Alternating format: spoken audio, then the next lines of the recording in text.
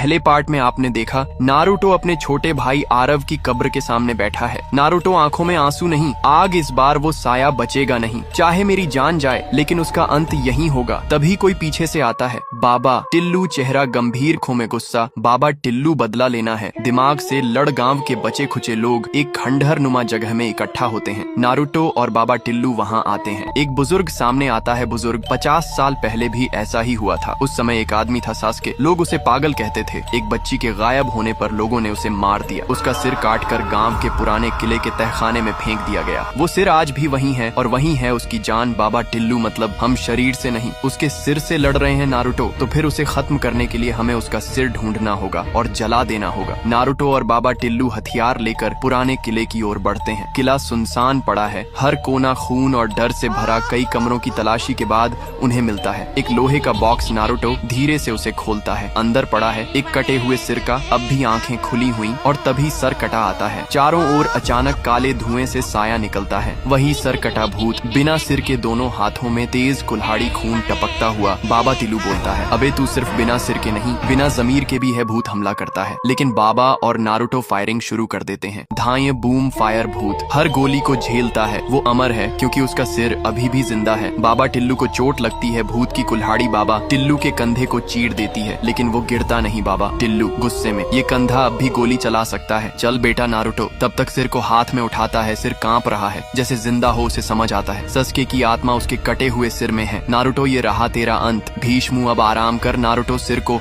Fire grenade से जलाने वाला होता है। तभी सस्के की आत्मा की गूंजती हुई आवाज आती है, मैं निर्दोष था, उन्होंने मुझे मारा, मुझे इंसाफ चाहिए था, सिर्फ इंसाफ। तू निर्दोष था, पर अब तू कातिल बन गया है, अब तुझे मुक्ति नहीं, अंत मिलेगा। वो सिर पर फायर ग्रेनेड फेंकता है। सिर जलने लगता है, पूरा किला कांपने लगता है। भूत तड़पता है, चीखता है और फिर हवा में उड़ जाता है। गाँव में पहली बार चिड़ियों की आवाज सुनाई देती है, न कोई दस्तक, ना कोई लाश। लोग नारुतो और बाबा टिल्लू को घेरे खड़े होते हैं। बाबा टिल्लू भूत नहीं, उसकी पूरी कहानी खत्म हुई और अब कोई डर नहीं। 2 महीने बाद नारुतो अब गांव छोड़ने वाला है। बाबा टिल्लू अब गांव का रक्षक बन चुका है। रात के 12 बजे ठक ठक ठक ठक एक घर के दरवाजे पर फिर दस्तक होती है। एक बच्चा बाहर आता है, कोई नहीं, लेकिन कोने में खड़ी एक लड़की दिखती है। बिखरे बाल, काली आंखें, होठों पर मुस्कान। लड़की धीरे से, सस्के तो निर्दोष था पर मैं नहीं। पार्ट 3 के लिए कॉमेंट करो।